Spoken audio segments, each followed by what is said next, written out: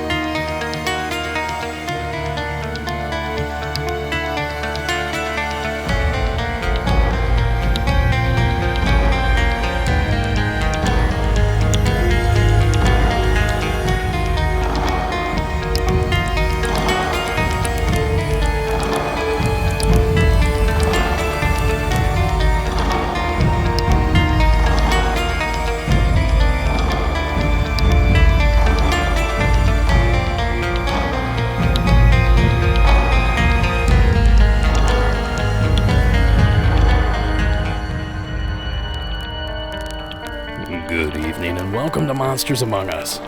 I am your guide, Derek Hayes. And welcome to a bonus episode of Monsters Among Us. And tonight's episode is another roundtable. Now I know that there are a handful of you out there that don't particularly enjoy the roundtables, so I'll ask that you skip this one. I'll be back on Thursday with my regularly scheduled program. But for those of you that do enjoy the roundtables, you're in for a treat. Me and David Flora from Blurry Photos Podcast and Justin Zenger from Zeng This Podcast sit down and talk about a documentary that's near and dear to my childhood heart. Enjoy the show. Tonight on the round table, proof there are giant creatures living at the edge of our civilization. And no, that's not a Monsters Among Us promo. This weekend we watched the 1975 documentary The Mysterious Monsters. Gentlemen, introduce yourselves. Hey, I'm David Flora from the Blurry Photos Podcast. What's up? Hey. I'm Justin Zenger from the Zeng This Podcast. And of course, I'm Derek Hayes from Monsters Among Us Podcast. We are back today. Say what's up, Derek. What's up? What's up? Perfect. What's up? Okay, sorry. We really apologize for that. Tonight we did watch the 1970s documentary, I'll say that with a grain of salt, The Mysterious Monsters, hosted by the Josh Gates of his time, Peter Graves. Guys, what did you think of this film? So putting this out there real quick, I couldn't place who he was for a few minutes, and then it finally dawned on me. I was like, oh, Airplane. That came to mind for me. I don't know about you guys.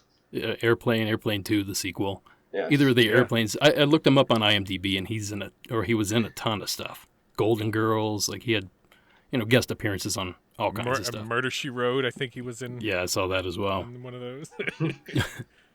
Oh man, and Mission Impossible, right? I believe so. Yeah. I mean, he was like the everyman's kind of actor, and I think he had a bit of like a comedian streak in him too, because he did do the airplane movies. So he was the straight like Robert man in Stack. most of those. Yeah, he's a great straight man. Yeah. Well, just like Robert Stack, who played the straight man in a lot of things as well, but also a creepy show. So what did you guys think of this? Let's start with you, David. You know what? I actually kind of liked this because I thought it offered a lot, and we'll get into that in a little bit. But I thought it was pretty good in what it offered and how it approached stuff. Now, it kind of, to me, set itself up to be more of a variety of stuff than maybe it actually was, which it kind of landed on just like Bigfoot. Here's a little Nessie stuff, but mostly Bigfoot. Yeah. But I thought it was pretty good for a 1975 documentary. I really liked it as well. I thought that the side questing to Loch Ness and to the Himalayas momentarily for like a little like, let's talk about this stuff to make this stuff make sense sort of thing was very cool. I have to admit the costume job in this was better than the Hitler Bigfoot movie we did the last time. So, I mean, just throwing that out there. Also, I missed when they did documentaries like this and they just walk into random labs, people's office. Like I love the zoom out to show him like in an office, like with like paperwork and stuff, or zoom out to show him like in a lab with people randomly working, or zoom out to show him sitting in somebody's house. which is just something that, and this is going real pop culture here. I'm sure Dave will remember Troy McClure from The Simpsons. Hi, I'm Troy McClure. Like, it just, I finally figured out where exactly they got that joke from, of like the introduction and the person randomly standing in something somewhere. So, and that's with pretty like dead a on. jacket slung over their shoulder. yeah. Well, he does get out of the sports car at a certain point, like a bright red convertible sports car, to go to the psychic's house. Yes. So it's all there. Which I Simpsons have a note on that psychic for later. And then he's like just kind of sitting by like an archaeological dig or something like right that one part. Yeah. It zooms out and he's just like, and here people are doing research on this out in the field. See, I miss that. I miss that in documentaries. I want more of it, just in random people's houses. Well, you can tell the production value on this is pretty high. They go all over the world. They shoot in. They're in Loch Ness. They go to Nepal, I believe. I fell asleep for a little bit. I enjoyed it. I should probably say why I picked this film. When I was about, I want to say probably 8, I'd say this is probably 1988, 89, something like that. My uncle actually had this on VHS, and I probably watched that documentary or that film until it wore out. Every day we would watch that thing, and we did dubs of it and stuff. So I took it home, and we were just fascinated by it, because to us it was real. They talk like it's real, like these creatures are actually out there. So in my mind, like, we go outside afterwards, I'm like, do I have to look around? Like, what's out here? Because they kind of sell it that way, And I like that about this, but I'm sure there's other stuff I like that we'll get into later, I'm sure. They sell it like that while also kind of like paying lip service to the scientific aspect of it, and like trying to remain a little skeptical and debunk some things and talk to actual scientists about stuff. But in the end, they're like, these creatures live among us. It's pretty much, the bottom line of it. Yeah, basically at the end, there is no definitive proof that these creatures live here. Cut back to narrator. They totally live here. These creatures totally live here. And the definitive proof is that so many people have stories about them. Well, at the very end, I don't want to give a spoiler away or anything, but at the very end, he even says something to the effect of, Bigfoot could be as real as a gorilla or the Loch Ness Monster. So that's the benchmark here. It's the Loch Ness Monster. That's how you know it's real. Because we did a short 5-minute segment on it. Yeah, and there are photographs of what look like a fin. So therefore, confirm, stamp, let's keep going. Now on to Bigfoot. I well, they also even like blamed the boat crash. Sorry, Justin, go ahead, Derek. They even blamed a boat crash on the creature, saying, "Oh my God, did we watch somebody die?" We watched somebody die in this documentary. Good Yes. grief, right? Yikes. So I knew about that boat crash on Loch Ness, like for some random trivia fact. I knew about Set it. it up. Set it up for those who hasn't seen it. So basically, they go to Loch Ness, where of course there's bagpipe music playing. I've never been to Scotland. Is that just in the air there? Is that just like something you hear in the mountains? They pipe it in like Disney, I think. Okay, I'm just making sure, because it was subtly playing Along in the with the background. smell of haggis. They do this whole thing where they go over the Loch Ness Monster. They show like the flipper photo, the surgeon's photo, which the write-up I have for it does point out, by the way, that surgeon's photo was proven to be fake later, after this was made. So it wanted to make sure that at least the write-up kept it accurate. And then as they're kind of closing up, they show, oh, well, here's this wake moving in the water that British Air Force analysts have said. Like, they kept bringing up random people who looked at it. Like, police analysts say that it was this, or British Air Force said it was this. And then they finally go to, there was a guy who was doing a speedboat run on here that hit a wake that might have just been the monster itself. And I'm like, wait, what? And then they show footage of the guy that was trying to break the record for the speedboat, the speed, and it just completely gets destroyed in the water. And then he's like, and he later died, and he died from that. Yeah. And it's like, as you're watching, okay, yeah, just show it then, I guess. Yeah, I mean, it is like 3 grains wide, but it's still there. Yeah. Yeah, because, I mean, it's one of those things, like, I remember hearing about that there was a speedboat crash, and yes, those things are basically made out of, like, hopes and dreams, because if they, like, nick something, they basically just fall apart. But I've never heard it connected to the monster. I've just heard that he just lost control and flipped, and I guess that's the government cover-up on it. Well, this story's been in my head ever since I was, like I said, 8 or 9 years old, so I've never known anything other than it's thought that the creature actually caused that accident. So it's interesting to see it from your angle. We should probably do like a quick little rundown of what this documentary is about, probably, before we get too far into this. Everything Bigfoot. During the 1970s. We get so excited to talk about what's in it. We don't even tell anybody what it's about. Nobody even knows what we're watching. So this film is called The Mysterious Monsters, and it was released on November 15th, 1975, which ironically is 9 years to the day from the first Point Pleasant Mothman sighting from Linda Scarberry, Roger Scarberry, and all those guys. Get out of here. I know, synchronicities. Oh, God, no. Now, this thing's 45 years old. Yeah. My God. Ancient. Now, before you guys go getting all hellier on me, I found like 3 different release dates. So there was July 76, there was March of 76. It's all over the place. So I don't know when it actually came out. I've noticed that too. But this was a big drive-in theater film, I believe, early on, with parts of like double features and stuff like that. It was a little before my time when it was released. I wasn't born until several years after this actually came out. But so the film is full of reenactments, some terrible, some okay. They talk to a lot of experts, but it's mostly Peter Graves going through evidence of Sasquatch and kind of the broad people's houses, the broad strokes of cryptozoology. They talk about discovery of the gorilla or the panda and stuff like that, and they pretty much go back to Bigfoot and really ride his coattails all through the second half of the film. It's like an 86-minute movie, I believe.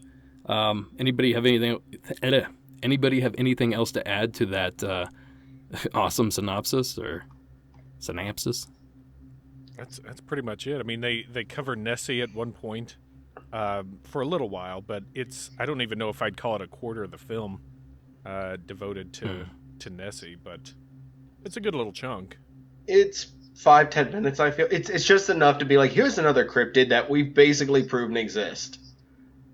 Yeah. It's kind of how they feel they set it up, especially since I didn't catch that at the end, but if that is in there, that's hilarious. I just watched it maybe a half hour ago. It's definitely in there. All right, good. I must have been one of those things where I'm like, oh, the credits are coming, thank God.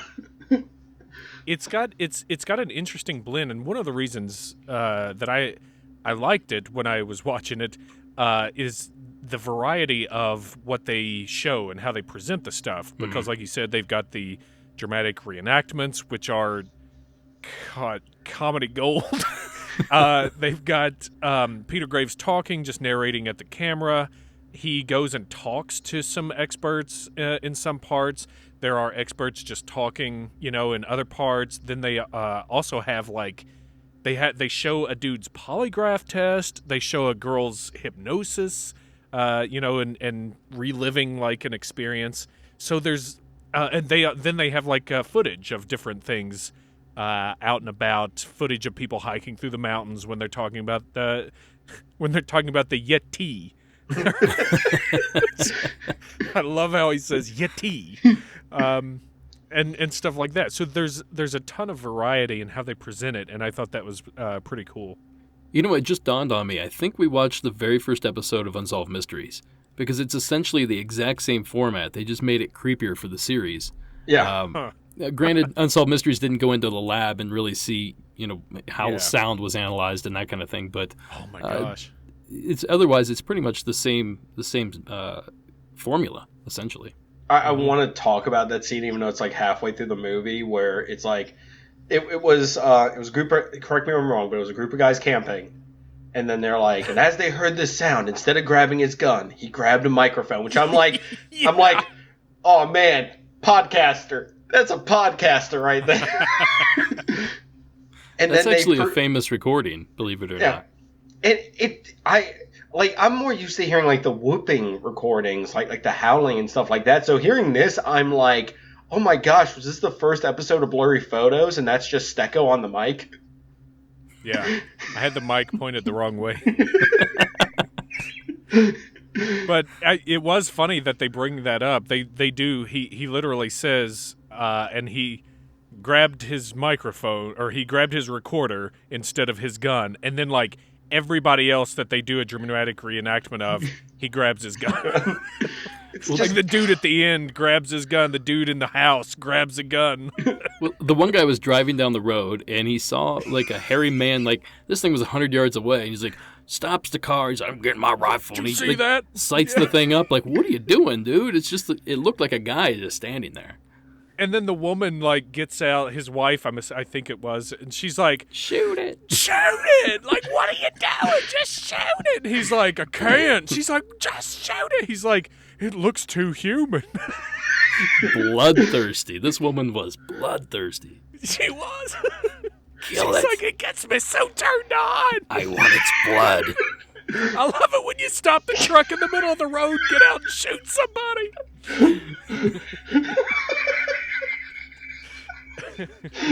Okay, I think I'm done. Jeez. That's it. Good night, everybody. Yeah, the reenactments were, oh man, it's like a how not to act school, essentially. It was. The other thing that caught me was I was watching this, I was like, I wasn't really doing other stuff. I was kind of like on my phone at one point. They're like, and the witness John Green, and I'm like, wait, you mean like the Bigfoot researcher John Green had an incident?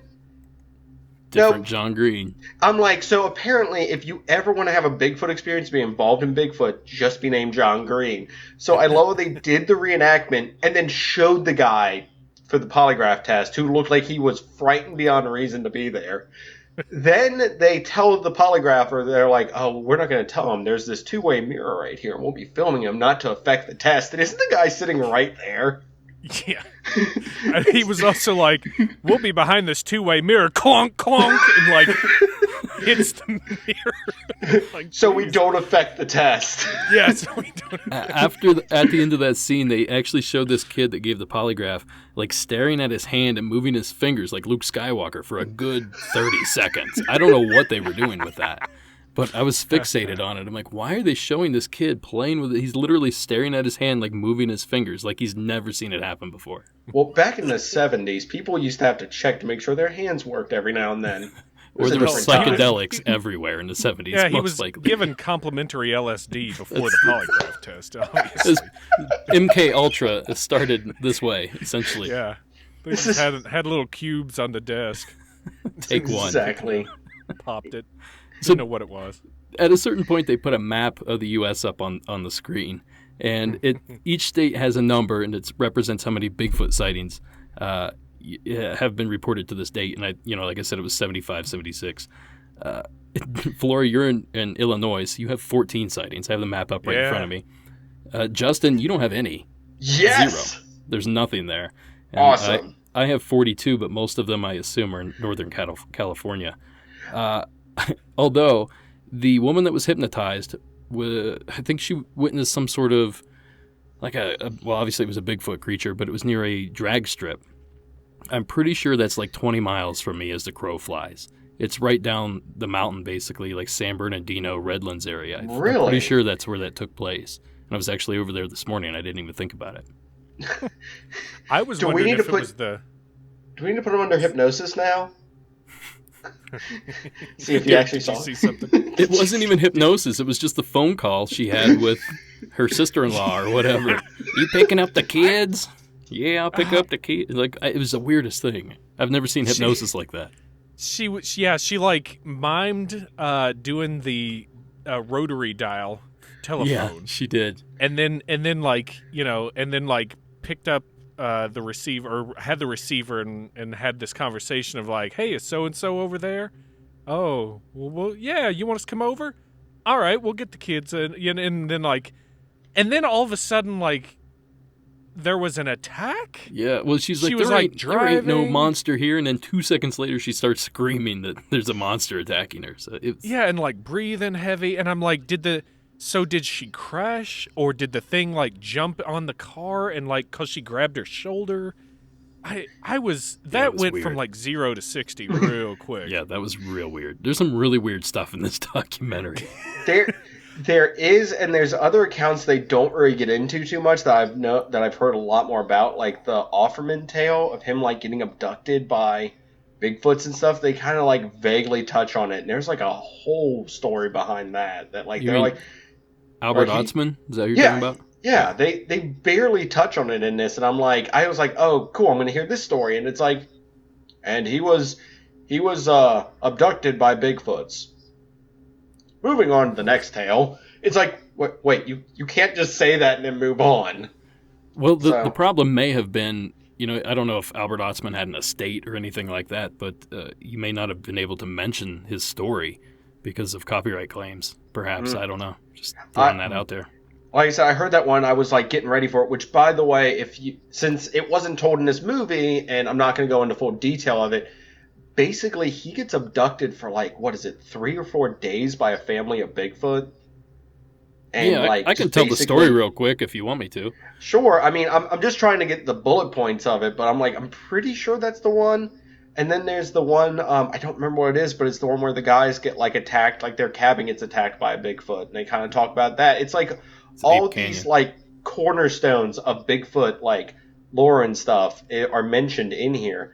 But the thing I really enjoy that's kind of different from nowadays documentaries to back then is they focus on Bigfoot the whole time for the most part, minus, of course, I said that stuff, because if this was made nowadays, that cutaway wouldn't be to Loch Ness. It would be to talk about how Bigfoot's an interdimensional being, or how ancient aliens, or how they get, what's his name, with the hair on there, and they have to not confuse him for a Bigfoot. Why am I forgetting his name right now? Peter Graves? No, the guy with the hair. Tsoukalos, thank you. Peter. I thought you meant the helmet hair that Peter Graves had. He really did. I was waiting like for a him Lego to take... piece. Yeah, it did. It's exactly what I was waiting for him to take the hair off at one point. But that's the problem with like the documentaries nowadays is everything is like a unified theory of like crypto and the mysterious stuff. It's all interconnected, and it's like, cool if it is, but why can't we just talk about Bigfoot, or why can't we just talk about this without having aliens and 15 other things, or it's a tulpa brought up? Because I just like a documentary that's just focused on Bigfoot. Well, there's starting back with man, I don't even know where to start with all that. Let's start with like. Sorry, I just dumped out a whole. That was an unloading. Let's start with Ape Canyon and the mention of Albert Otzman. Yes. Both of those events took place in, I believe, 1925. I don't have it in front of me. Otzman was a gold miner that was actually kidnapped while he was sleeping by a Bigfoot, brought back to the family where he was held captive for, I want to say, 5 days. Finally gave the Bigfoot snuff, and he started choking and essentially passed out, and the guy, Otzman, took off and went back to civilization. And the Ape Canyon one was gold miners as well. Both of these take place in British Columbia, by the way, and or Pacific Northwest region, anyhow. Washington is the Ape Canyon one. Okay, that's why I said in Pacific Northwest, because I wasn't certain. 1924. Ah, man. So you were close. You were. I lose. So but anyway, just across the border on each of them. They shot exactly. They shot a Bigfoot earlier in the day, and I guess it pissed off the rest of the tribe because they threw rocks and stuff on the cabin and tried to get them out of there so they could do whatever Bigfoots do to people. So those are the two stories. And Justin, your other point was that why didn't they go into more details? Well, the fact is there probably wasn't more details at the time. People have done extensive research on both Ape Canyon and Albert Otzman to get the information we have today. So that's probably why they didn't include it. There just wasn't anything to include. Wasting all that money taking Peter Graves across the world. And they could have just done research and had him been a talking head instead. Oh, if you notice, he didn't go to Loch Ness, I don't think. He's not allowed back there. Not after him and the Loch Ness incident. Monster have beef. That's why he has a helmet hair. He switches it out, and then they don't recognize him. I don't think they sent him to Loch Ness. I don't remember seeing him in any of the scenes. Well, I gotta say, while I'm thinking about it, in the very beginning of the film, they're mentioning stuff that what people have said were extinct or didn't exist, and then they give examples of how people have been mistaken or that's wrong. Like they bring up the coelacanth, which is fair. It's a great point. Then they bring up this tribe of people in like the Philippines or something that they're living on the edge of the civilized world or whatever they call it, and they're like people didn't know they existed until 1970 whatever, and then but the thing that got me about all this was the music they started playing when they started talking about these people. It was like, I'm like, what are you doing? It was, I actually have the clip right here in front of me. It was, but it also, I think it was that guy playing that instrument. Maybe I can play this here real quick. I thought it was drinking something. You guys can hear it? Yeah. Yeah. People, too, are being discovered, like these Indians, the Totodai, a Stone Age tribe living in the island of Mindanao in the Philippines. Okay. Yeah, he's definitely playing that instrument. It's some sort of like mouth harps type instrument that he's playing. But I'm glad you brought up the music because... Me too. I thought he was being a little over the top with it. No, spot on. Yeah, it's pretty much what it sounds like. Anyhow, I thought the music was pretty decent for, a 45-year-old movie, especially a documentary. It had the freaky sounds to it, like the old, it's like a toolkit that these composers have for horror soundtracks. It's like a wrench that you hit on this box that makes this sound. And it's these weird instruments that they play, and you can hear them all throughout with synthesizers and all kinds of stuff. So it's definitely dated, but I think it fits the vibe pretty well. For sure. It does. I mean, it sounds like straight out of the 70s soundtrack, too. So, yeah. I said it's just such a different time in filmmaking. I mean, in documentary, like crypto documentary stuff. So that's something I really enjoyed about it. But I didn't know if you had anything else to pick apart from the unloading I did earlier. I've already forgotten most of it, so we'll just move right on. I think the last thing was me complaining about Tsoukalos's hair and how everything's like UFO, like everything's interconnected conspiracy stuff now in documentaries. Like it has to talk about, if you're talking about Bigfoot, you have to talk about how it's actually UFOs or Tulpa now. Well, the way you have to look at that is, at a certain point, you've seen everything. If you've seen the entire series of Finding Bigfoot and any of Josh Gates' stuff, like all the same information is being regurgitated over and over. So they're out there looking for new blood. They're looking for people with crazy ideas, and they want to put them up on TV and say, hey, well, this guy's talking about Bigfoot traveling in portals. Well, now it's on TV, and everybody's talking about it, so now it's part of our lore or whatever you want to call this. I don't want to use the word information loosely because I don't know that a lot of this is information.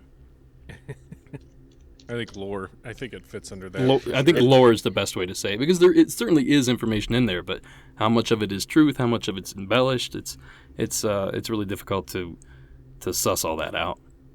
Sorry, I'm looking up something. Continue. I'm just looking up something because I want to say something, but I want to make sure I'm fact checking myself. So I appreciated in there where they tried to. It seemed like they tried to get expert opinion and weigh it, or at least discuss it against like all these eyewitness accounts, these plaster casts they had, drawings, things like that. And I liked the scene. I thought it was pretty funny and not at all staged, you guys, about how when Peter Graves was kind of like arguing with the expert who was saying, well, yeah, you've got all these anecdotal accounts, but that's not evidence. And Peter Graves is like getting frustrated, and he's like, well, but how can you say with all these people seeing this stuff, how can you really say that there's not something going? And the guy's like, well, here's a skull. bring me a skull and I'll believe Yes. you, you know? Yeah. So it's funny, but the whole conversation is very much like, everything's kind of at arm's length here right now, and I'm sort of arguing with you, but I'm still Peter Graves, you know, like. Well, it reminds me of when they actually showed the Patterson-Gimlin film. I think it was the first time it was played on a national stage, if I remember correctly. But they have is he an anthropologist? I don't know what he is. There's the guy that Peter Graves is with, and then there's the guy that looks like Derek in like 10 years that is also being interviewed too. He's not getting it. I don't get it. Go ahead, fast forward to that point. He seriously, I'm like, oh my god, put a hat on that guy, and it's Derek. Which guy are you talking about? Okay, during the interview with where they're talking about the Bigfoot film, it shows the one guy that's like with Peter Graves. Oh, Then it cuts to another guy that's like got bones or a plaster cast, and I'm like, oh my gosh, it looks like Derek Hayes in 10 years. Oh, the guy in the flannel? Yeah. Are you saying I look like I'm from the 70s? So there's a guy in flannel. I don't know if I'm keeping this in or not. There's a guy in flannel that I wish I had his hairline. Let's just say that. No, I'm figuring it grew back. It grows back over time. It comes back. Anyhow, back to the relevant conversation at hand. What's relevant? I put a note. What was I talking underlined about? that. I forget what I was even talking about. Patterson-Gimlin film. Oh, the Patterson-Gimlin. discussion. Yeah. Patterson-Gimlin. I'll start over just in case none of that's salvageable. And they actually have a skeptic up there. I don't know if he's a bone doctor. I don't know what this guy's position was, and I'm scrubbing One of through, them and it bone doesn't say. doctors. One of them bone doctors. Got my PhD in bones. But he's just like, oh, it's just a guy in a suit. Clearly a guy in a suit. You can see the bottom of his foot and all this stuff, and they have Grover Krantz coming in. No, hold on a second. And arguing with him. The guy that has the bones behind him looks like you, not the guy in the flannel. Well, that's Grover Krantz. You look like Grover Krantz. And this is my last time on this show. Ladies and gentlemen, that was Justin Zinger. Please applaud him off. So anyway, they did have Grover arguing with this. I don't know what this medical guy was. He's just in a lab coat, and they don't actually say who these people are. But he had a lot of points as to why the Patterson-Gimlin film was probably a hoax. And, of course, Grover was arguing with him, and they cut the scene back and forth. So I got a question on that. Okay, with the three of us here, Patterson-Gimlin film, actual creature, hoax, what's all of our opinions on that? Can we unbox that in a quick way or no? Having done like little to no real research into it, though, I mean, the way I like to research crap, I think it's a dude in a suit. All right. I'd have to agree with that. I think I don't want it to be, but it's just everything's just too shady about it. On my end, I will point this out. And I'm not trying to cross-promote. This is just ironic timing. Astonishing Legends just did like a 5-part series on it. Six. They're each an hour long, in-depth research of every single angle. I believe this was real before that. Listening to that kind of confirmed it for me. It's just one of those things. If the best Nessie photo is fake. There's a lot of other stuff that's fake. The Gulf Breeze stuff for UFOs is more than likely fake. It's like, I just want something that's so good that I'm like, it has to be real. It has to be real on just please. We have the Phoenix Lights. Those look pretty real to me. That was just swamp gas. The swamps of Arizona. Yeah. The great Arizona swamps. They got mosquitoes out there that'll carry you away. But yeah, I mean that's my thing is, but before they did all that analyzing on it and everything that they took 6 hours of their lives to do, or 6 hours of listening to do, I I think it's real. I want it to be real because it's like I said, this last thing that like I can kind of grab onto, and I mean, there's not many people left that could have been involved in it, so just I mean, Gimlin I think is the only one still left. Well, I think Bob Hieronymus is still alive. I'm not 100% sure on that, but Yeah, how that's who a involved lot was of he? people assume is inside the suit. And if you look at Bob, he looks just like Patty, in my opinion. But Big he swimming, doesn't know how to swinging get to the ape film tits. site, so I missed it. Whatever it I was. said, yes, he looks just like her. Big swinging ape tits. Pendulous breast, Justin. Sorry. They did. They made a big deal out of like, well, this looks like it has breasts, but the forehead has a sagittarial crest or whatever it was, which is male. They really focused on that thing's boobs, is what I'm trying to say. Don't we all was the watch 70s. this? Hey, what was the deal with the horse at the beginning of that clip too? Wait. Like, it was a horse like whinnying, but like going crazy, like like as they were like shaky cam until it got on the Patterson-Gimlin Bigfoot. Well, what Okay, you saw so- was... Go ahead. So you're talking Was that about where part of they're it? in the woods, and it's showing it. The I'm guy talking with about it's part of the Patterson-Gimlin yeah. film. At least There's in this. like there's hours of them out in the wood. Like before this, there was a 80-some feet of film before that of them just filming themselves out in the woods, like getting B-roll and stuff. Yeah, they were out shooting a documentary about Bigfoot when they found Bigfoot. Yeah. So was there actually a horse whinnying on their There- footage, or did they just have footage, or what? It's Well, it's a silent film, so I'm sure the horse would have been throwing a fit because it did rear up, and you can see it in the video that it does, or the film that it does. But that was all added afterward because it was Okay. it was a little 16 bit millimeter much. silent film, I believe. Now, the other thing that kind of lends credence to this is the fact that this particular part of the film where they have the Bigfoot in it is near the end of the film. Why would you put it at the end of the film if you're going to fake it? Like, why wouldn't you have it at the beginning? Or, because that would have been done in one perfect take, because then you would have had to record all this other stuff to lead up to the faking of the film. But Well- I'm not trying to argue for or against it. I just wanted to point that out. That was a very interesting thing that I never knew, that it was near the end of the film roll. So, Maybe they didn't have any film left. Well, my thought was more that they were planning on using this footage in a documentary, but it turned out so good that they're like, yeah, forget the documentary, let's just sell this clip. And so that's basically why they stopped when they did. But none of them really made any money off of it. A third party made most of the money, so yeah, like made all the money. they didn't do a very good job of it, but who knows? I wasn't That's there. the Patterson-Gimlin film, anyway. Yes. In a buttery, crunchy nutshell, or whatever you say.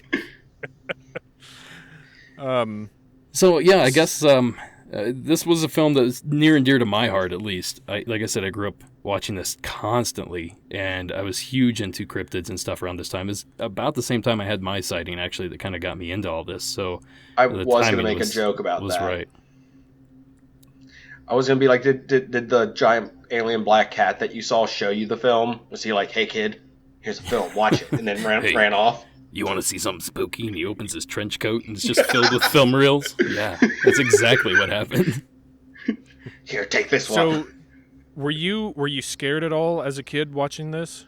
I wasn't watching it, but I'll tell you, I grew up in the woods in the middle of nowhere. So we would watch this on a borrowed VCR we had. And as soon as I went outside, that's when I was afraid.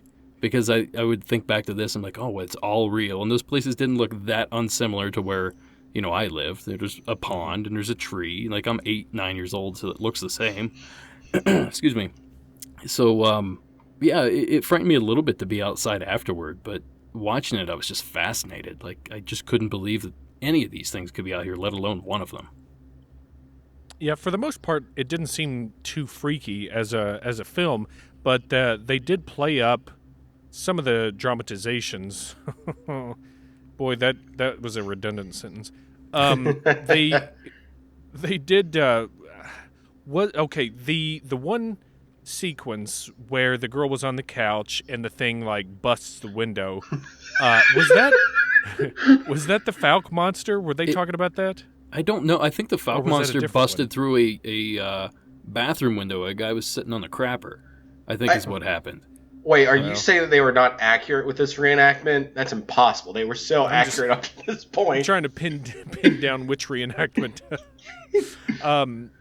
But well, so yeah, there's a girl sitting on a couch watching TV, and then there's like this horrible shadow of a Bigfoot that like passes by the window. That's obviously shot from the inside, not the outside, right? Because it keeps going even when the wall stops the window. Anyway, and then all of a sudden it like busts the window and tries to grab for her, and she jumps up and screams for the guy in the house, and he like grabs a shotgun and like tries to shove her out of the way, and she doesn't move, and then it's like this suspenseful thing where he's like edging towards the door, and he opens it up, and there's the Bigfoot standing there, and it's like, oh, you know.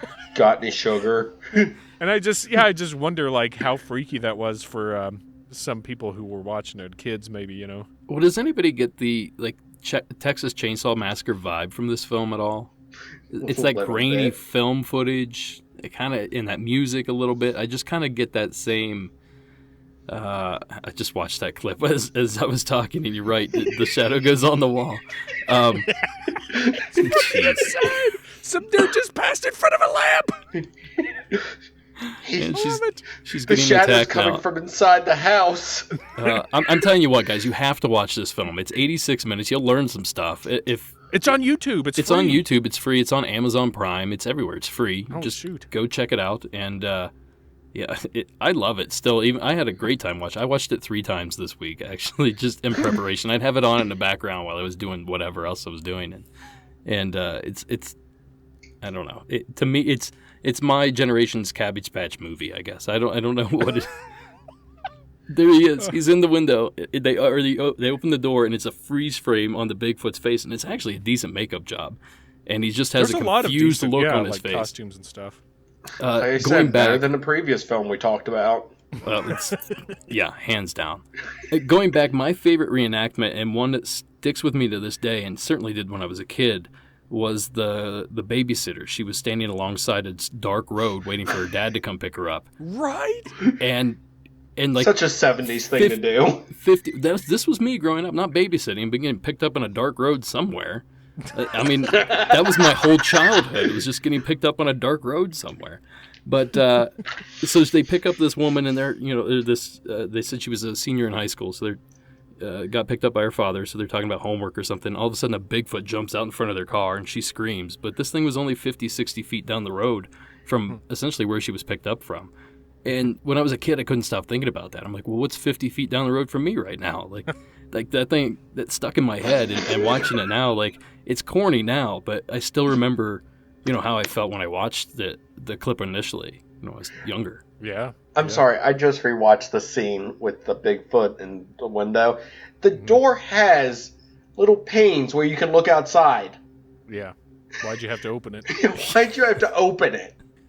But to be fair, it looks like he scared the crap out of the Bigfoot. Yeah. Because the Bigfoot kind of makes a move like, should I run? What am I? Oh, he just freezes. What am I doing here? It looked like it just had Botox. Its face did not move one bit. Oh, boy. So there is something that really grabbed me, and I do want to talk about this because this bothered me for a little bit. So I finally looked it up. Does the name of that psychic ring a bell with either of you, Peter Hurkos? It sounds vaguely familiar to me, and I wondered if it was the same guy from Sightings, but then I saw him because the white-haired guy from the white-haired psychic it basically looked like Albert Einstein. He was on Sightings, and his name was Peter, so I thought it was him, but sorry. Continue. What about you, Laura? Me? Yeah. Peter Hurkos? Yeah. Not really. It rang a bell with me because I remember hearing his name involved with the Boston Strangler. Oh, yeah. I don't get into that crap. So He was one of those with that. He also said that Adolf Hitler was alive in Argentina and was later in prison for impersonating a federal agent. Just The kind of a psychic or weird Hitler? thing. So let's explain who we're talking about from the film. Yeah, sorry. I keep doing that. So in the film, they take Peter Graves and his hair, take a plaster cast of a Bigfoot footprint. You should use air quotes here. I'm sorry, there's just air quotes flying left and right here. This thing does not look like a Bigfoot footprint in any way. Well, in a briefcase. In a briefcase, but they set this up before that as saying, you know, police agencies have used some strange stuff to solve cases sometimes, including psychics. And then it cuts to him doing all this, goes to this guy's house. That's when he gets out of the sports car randomly, goes into this guy's house. Once again, it has something to where it's zoomed in on his face, then zooms out to show the other guy sitting there, and he has him, like, examine the briefcase. And the guy, the other guy's the psychic that can apparently remote view things or know things. Is Hercos, and he, like, holds it, like, goes over it, like, the briefcase, and then says, like, oh, it's something hairy. I can play the clip. I have it right man. here. Yeah, half man. And then after they open it, and he's like, oh, it's a Bigfoot thing. He's like, do you want me to draw what I saw? And he draws, like, this, looks like Toby after not shaving for a year. Looking guy. So, I mean, is that accurate? Is that psychic? I don't know. Well, I mean, he nailed it on the head. If somebody did that in front of me and I knew for sure they couldn't get that information, I'd be thoroughly impressed. I can play it. I have it right here. This is what he said about what's in the box. Now, keep in mind, it's a Bigfoot cast. He takes a moment to think about it, and he's like, I'll try. He jostles it around a bit. That's an half man, half animal. Weighs about, I would say about 500 pounds. It's about between 8 and 9 feet. Lives in cave. Lives in cave. So okay, obviously lives in cave. Bong and a blitz. This guy looks exactly like Harvey Keitel, by the way. I don't know if you guys picked up on that, but he looks exactly like him. He's saying lives in cave. I didn't catch that. I thought he was like just saying. I just thought he was saying like some weird like Dutch term or something. Lives in cave. Lives in cave. It's a kind of cheese over there, I think. Yeah, or maybe that's their term for Bigfoot. Oh, it's a Lipschen cave. The way, like, I'm trying to figure out exactly what I think is going on in this scene. If they like bullshit set it up and it's scripted, if they told him like, here's what's in this case, you act like you just figured this out and then just go run with it and improvise, or like what I refuse to believe that this guy took a sight unseen briefcase and then started talking about like describing a Bigfoot from it. Either he had some prior knowledge of it, or he knew what was going on getting into this interview with Peter Graves in his hair. Okay, can I take this first, Derek, real quick? Sure. All right, not trying to poke a hole in your theory here, David, but so you're telling me that some intern called this guy and was like, hey, we're doing a Bigfoot documentary. Is there any way you could be involved by, like, looking at a Bigfoot footprint and telling us what their creature is? And then Peter Hercos is like, oh, of course I will. And they're like, okay, cool. Then they show up and they're like, hey, we're not going to tell them that there's a Bigfoot footprint cast in here, right? And they look at the intern and he's like, yeah, definitely. Definitely didn't tell him that. That's probably exactly how it went down.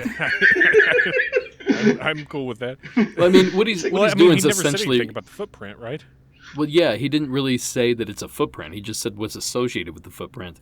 In a way, I guess he's doing remote viewing, essentially. He thought there was an actual Bigfoot in the case, I guess. Like a little miniature, a little tiny Bigfoot. Would it be a little foot? How many times in this picture did they say that the thing was about 500 pounds, 8 or 9 feet tall? Like, every witness basically said this exact description, right? Yeah. It was almost like it was spoon-fed to them right before the camera rolled. Well, it was like 8.5 what you're feet getting tall, 600 pounds. No. It was 9 feet tall, 500 pounds. No, it was 9 feet tall. Okay, fine. One of my favorite parts. So they did this this dramatic reenactment of this like Eagle Scout, right, who went up with a troop and camped out, and it was him older telling about this sighting he had, and then they did a dramatic reenactment of the kids. But my favorite part about it was this guy. They were showing him, he's standing up in the woods, kind of, got his leg cocked up there, and he's talking about this. And then, like, at one point, he's got this huge sketch pad, and he's, like, telling the story as he's, like, drawing on the sketch pad, and you don't see it. But he's, like, he's good at telling the story, and he's, like, really drawing this thing. And I'm like, wow, is he going to, what's on the sketch pad? Are we going to see what he saw? And then he ends his story, and he's like, and this is what I saw. And it's this shitty footprint. Like, it looks like... something you find on a refrigerator, essentially, is what it was. Yeah, like, it looks like this 3-year-old drawing of a footprint. I'm just like, it looked like he was drawing something so, like, detailed. It really does. It ends up just being like a circle with some humps at the top. And the music was so dramatic when they revealed the image as well. It's around the 33-minute mark if anybody wants to go check that out. 37 in the video He I'm looks watching. so I got. Oh, I guess it's probably different in every video. No. Ignore my think numbers. This is where he's showing. Yeah, he shows it, and man, that guy's got some sideburns. Everybody has some sideburns in this One film. of the dudes, I'm more convinced that one of these dudes, the one that was standing there holding his kid talking about it, Yes! I'm more convinced that dude is Elvis than I am that these Bigfoot encounters What was are real. the deal with that? Like, it's just, I'm like, oh, the kid's going to say something about the Nope, the kid's just there. They're interviewing this guy on this fence, and his kid's just hanging out at his feet, just kind of chilling. The guy looks like Woody from Toy Story, and Woodrow Wilson had a baby. Essentially what this guy looks like. I don't even know what that means, but you're right. He's a really tall, skinny guy with these weird glasses on. I don't know. But yeah, like the interviews were like so candid, I guess. To me, that lent a lot of credibility to it. I was watching these as a kid. I'm thinking these are just normal people. And now I'm looking. I'm like, if these were normal people in the 70s, I'm glad I missed most of it. I liked the interviews with the normal people. The reenactments were just, oh my gosh, what a treat to watch. Because this was just a bunch of actors, and they're like, okay, guys, you're just a bunch of dudes hanging out at a campfire. I just want you to like make each other laugh. Just go for it. Just hang out, have a good time. Then all of a sudden, you're gonna hear something. Like yeah. It's exactly what happened. And at a certain point, they're like, oh, you're cooking dinner next time. No, you're cooking dinner. Yeah, don't razz me. What was that sound? And then they all get up and I don't know. It's part of the gold for me is these terrible, goofy reenactments. So there's enough random interviews in this movie that I got confused on which one that we were talking about. So the one on the fence is the guy in the red. Mm-hmm. Who's smoking, by the way. I didn't notice that with his kid there. There's another, just smoking in general with the whole fact that, it's the 70s. He was also good looking, but, moving on. But then there's the other guy that's sitting on the tree stump with his kid. That's what I'm talking. That's who I was talking about. He looks like that's Elvis. the one I was talking about too. Because I'm like there wasn't a fence. So many people with kids in this movie. I got them confused. But yes, that guy does look like Elvis. He looks like Elvis has hung it up and retired. Wait, is this Elvis? Because I'm telling you, man. More evidence of that than there is of Nessie. I can see him being like that. This was the last actual footage of Elvis. Just shows his kid randomly. What do you think, Derek? I just found them. I remember this. I can picture every one of these frames. I've seen them so many times. Yeah, it's definitely Elvis. But weird story. When I was 10 years old, around the same time that I was watching this, weirdly enough, if you're really good in school, you get to go to McDonald's at the end of the semester. Oh, man, was I pumped. So I got to go to McDonald's, and I had my $5. I was going to buy everything I could buy for $5. And Elvis was in the McDonald's. He had the jumpsuit on. He had the hair. He said, "Thank you very much." He did everything. And I was 10, and I'd seen the tabloids. That's all it was in the tabloids. Elvis is still alive. And he wasn't. This was just some random janitor or something that was in McDonald's. But I was certain that I saw Elvis. This was 100% Elvis. And it probably took until I was 25 before I came to grips with reality that probably wasn't Elvis. It was a tragic day. The day the music died, literally. Oh, man. Also, I just gotta point out this guy, the guy in the white shirt that has, like, the obvious, like, he has that black hair just right in the middle there, and then white, just that, like, skunk patch or whatever. I don't know. Like, that's 70s through and through right there. You're going to have to be more specific than the guy with the white shirt and the weird hair. 30 minutes in. About 30 minutes in, he's leaning against his car. It slowly zooms in on him. His pants are, like, up around his, like, stomach. Nipples. Yep. Yes. I see him. Like, just so 70s. I enjoyed it, though. It kept my attention throughout, you know. I do like they did also interview a dude that was a hoaxer. He straight up was like, yeah, I'm doing this to mess with people because they called us hicks. Yeah, that's exactly what he says. And you know what's weird about that is I was in the kitchen cooking or something the other day, and that part came on, and he said Ray, and I hit a pan or something. I didn't hear the last name. And I thought he said Ray Wallace, which I don't know if you guys are familiar, but Ray Wallace, his kids came out, I want to say 10 years ago or so, and claimed that he was the creator of Bigfoot. Essentially, in the 50s, he created these feet and ran around. So this guy in this documentary's name was Ray as well, but it turned out to be some other Ray guy, and it didn't even say where he lived. But at first, I thought maybe it was they broke the Ray Wallace thing early on, and we just didn't pick up on it. But no such luck. Bigfoot nerd stuff. Yeah, but it shows him putting on boots, these big boots that have like gigantic footprints on the bottom. I don't know, somehow he's attached them and everything, and then he puts them on, gets up, and runs off. They're flat as a board too. I don't know who's gonna fall for that, but people in the 70s. This production not company. Dead Elvis, that's who. Peter Graves. Yeah, I mean, there's something. Of footprints, though, right? Yeah. They talk about footprints. They talk about scat a lot. They talk about.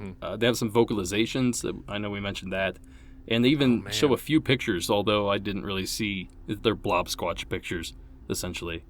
Yeah. But there's the nostalgic factor for this is pretty high with me.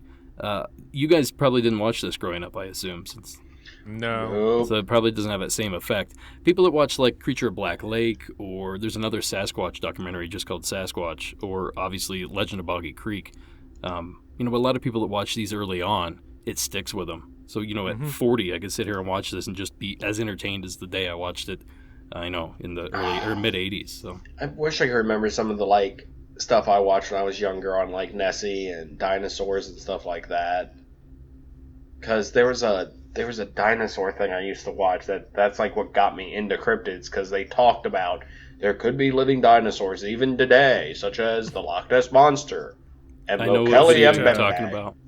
Was it the cartoon Dino Riders? Yes, it was. That was yes, it was. the cartoon documentary.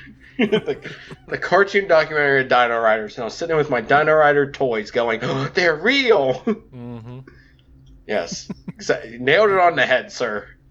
I don't know what Dino Riders are. Oh, man. People who do are sitting there right now clapping. Are they like Thundercats? Because I know what Thundercats are. Okay, you know how in... Oh, wait, I'm thinking of He-Man. Basically... I know what He-Man is.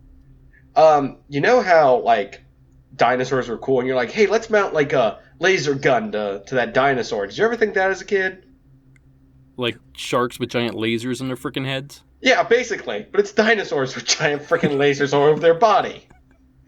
It was a toy series and a TV series. Well, the 80s were a weird time. They were. They were very weird. Everything transformed. All those psychedelics from the 70s became coke in the 80s, and sky was the all limit. downhill. All downhill from there. No, I mean, I like I said, this is really cool, and I mean, I hope we're gonna do another one of these because I've got a modern one of these that I want to do. So, just throwing that out there. Yeah, I enjoyed it. I think it's one of the probably the best one that we've covered since we've been starting these roundtables. Yes, all three of them. That's saying a lot. It's top right of there. the heap. But it had even for a 45-year-old film had great presentation. It had information, quote unquote. It had a little bit of everything, and it had enough variety to kind of keep you going, and asked some questions, and mostly kind of erred on the side of believing all this stuff as opposed to being too skeptical about it. But yeah, still a fun ride. I got nothing. I mean, the only other note I had was the Roosevelt account. I mean, the Teddy Roosevelt thing, but they didn't really go into that more. I just wrote it down when they mentioned it, and it's like that's all they did was mention it. So I was like, oh, poo. I also had a joke here about the woman who was having trouble with the fishing reel. I'm like, must have been using a bait caster, but I'm like, no, that is way too niche audience of a joke that no one's gonna get but people who fish. There's like 3 fishermen and like Bill Dance Oh yes, is laughing. Thank you. Yes, there is tons of people who apparently go fishing and you will see a Bigfoot. That's fair. And most of these accounts, they all talk about not only was it 8 or 9 feet tall, 500 pounds, but it stank. That was another big thing that everybody kept saying. Oh yeah. They even the woman that was under hypnosis, I think she's like, oh, it smells so bad or something like that. Yeah.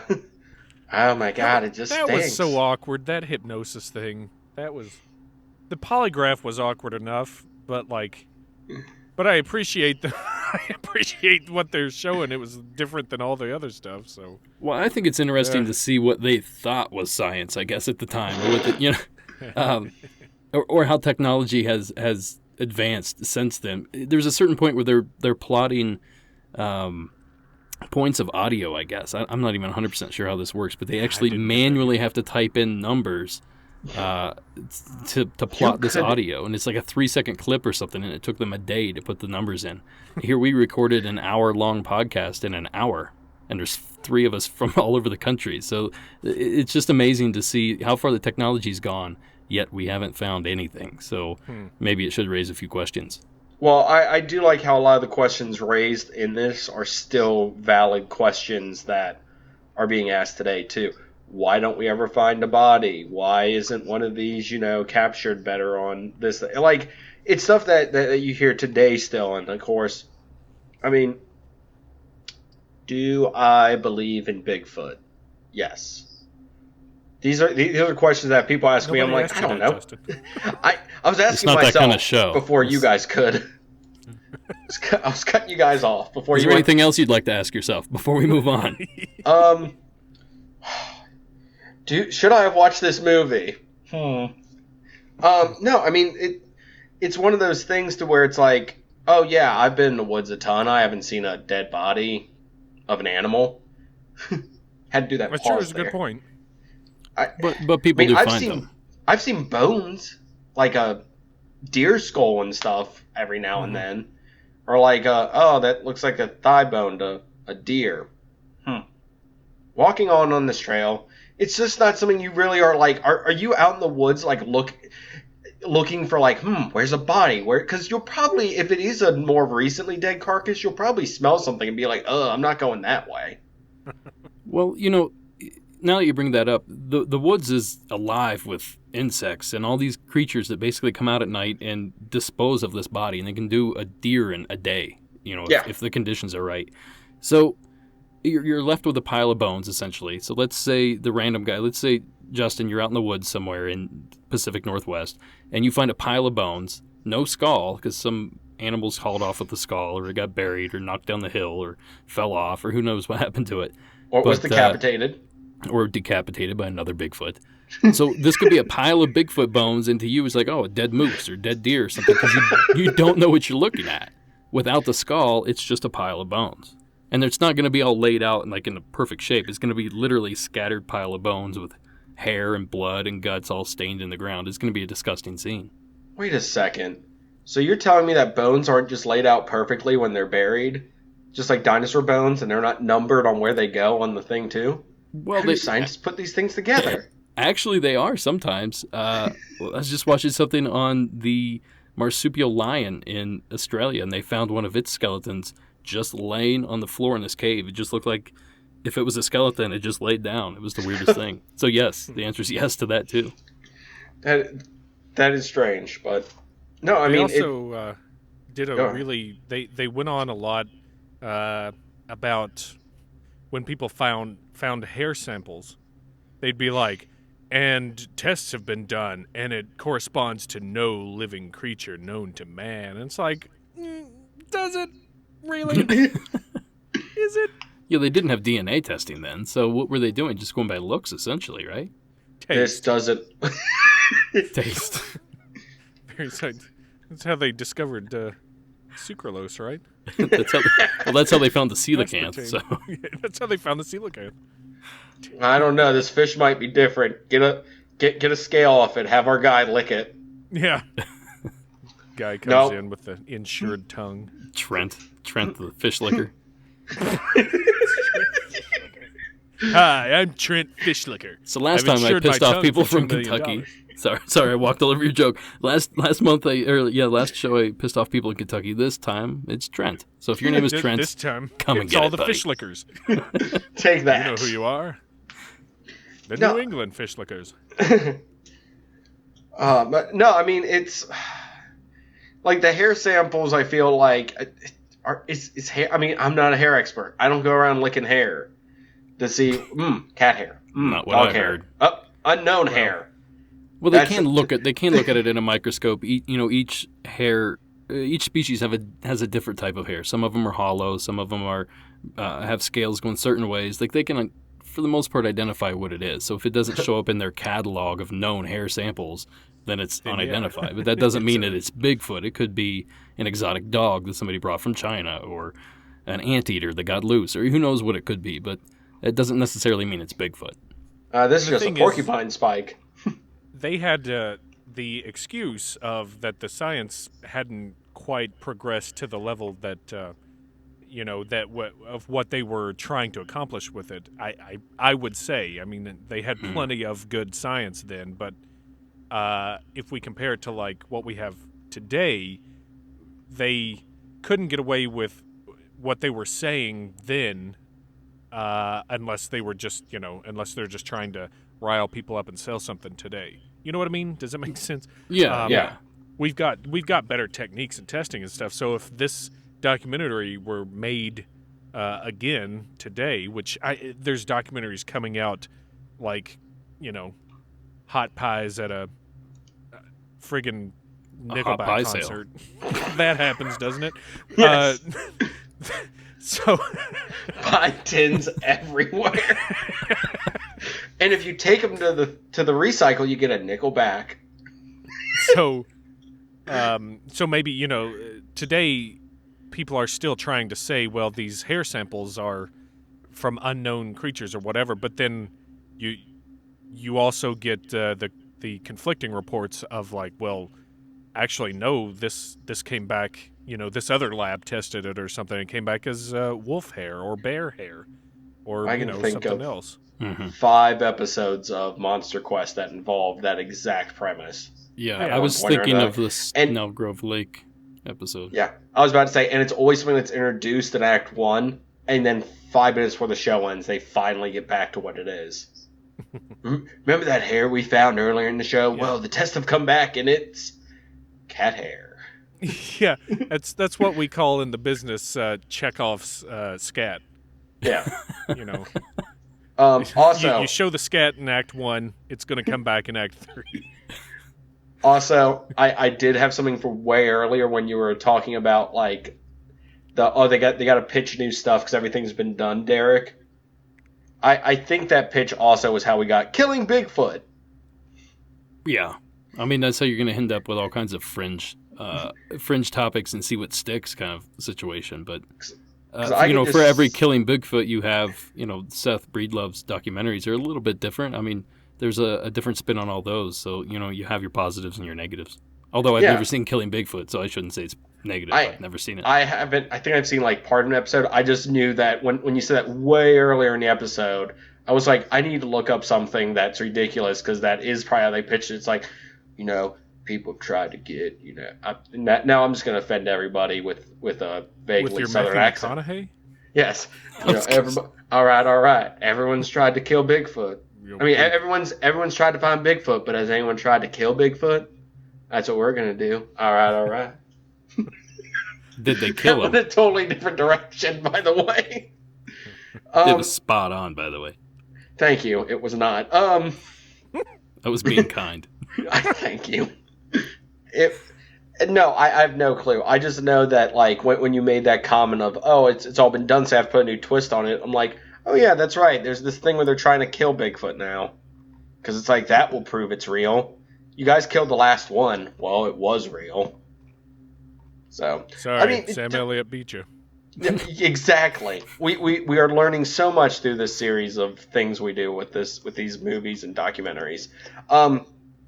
So okay, I just wanted to do a quick kind of, I guess, speed round or bang bang round. Heyo.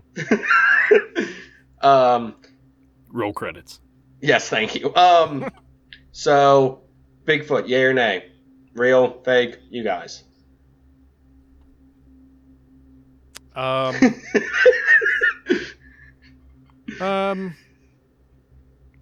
like the dude with the skull on the desk with Peter Graves trying to argue about anecdotes. I'm like, you got to bring me something hard, some hard evidence before I believe it. So for me right now, nay. Derek? I won't say definitively one way or the other, but I would say it's maybe got like a 10 to 15, 20% chance of being real. There's too many factors for me that there's other things out there I think more realistic. Let's put it that way. Loch Ness Monster, since that was brought up in this. No. Never was and never will be. I also like how at one point in there somebody they threw out that somebody said there could be 30 to 40 Nessies living in Loch Ness, and I'm like, what? Like one giant, and they even say like these giant monsters living in Loch Ness, and I'm like, do you hear what you're saying? I get the thing's like miles long and stuff, but 30 to 40, what are they eating? Each other? Yeah, it's just violent. Tourist? That's why there's no more pictures. They've learned to detect cameras. Well, toward the end of the film, they actually did the same thing with Bigfoot. They're like, this creature lives out here. They were definite about that. It lives out here. It eats this. It sleeps here. It's the children have a long childhood. Somehow they know that. Yeah. They made a point to tell us that the childhood of a Bigfoot is longer than that of any other animal in the animal kingdom. So they took a lot of liberties with the truth. That. Let's put it that way. Peter Graves just knew. He knew. A bunch of like kids in these gorilla or ape costumes rolling around and wrestling in the background as he's talking. Yeah. And also like they're not smart. They barely use sticks and stones for tools. But then like at another part they're like, these creatures rolled boulders over onto somebody's station wagon or something, and like when I looked at them I saw intelligence in the eyes. I'm like, make up your mind. Are they dumb ape creatures? Not that much intelligence, just enough to keep them from getting shot. I guess.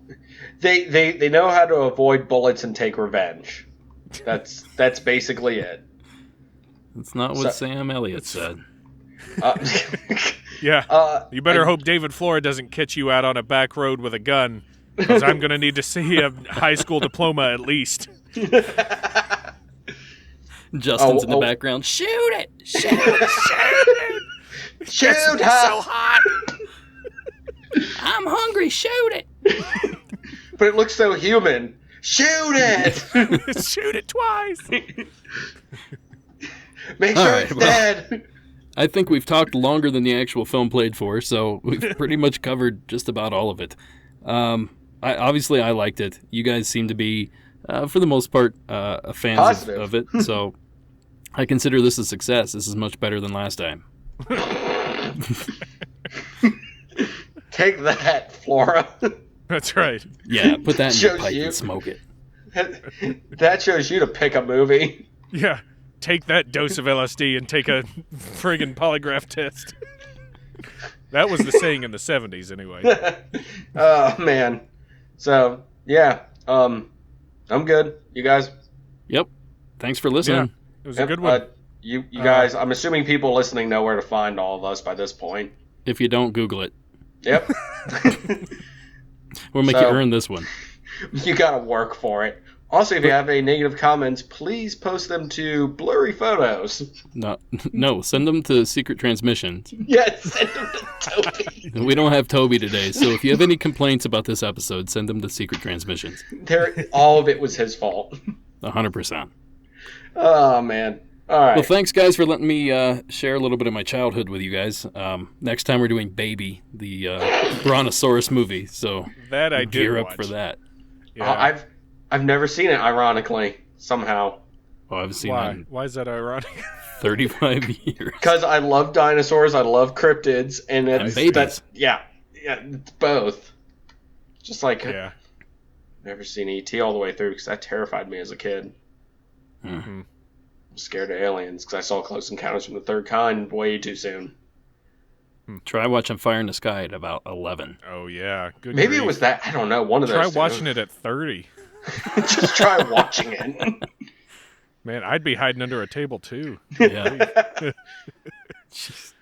All All right, so- guys. Well, thank Thanks, you guys Derek. for doing all this, and we'll catch you on the next roundtable. Yes. Bye. Actually, we should call it the square table.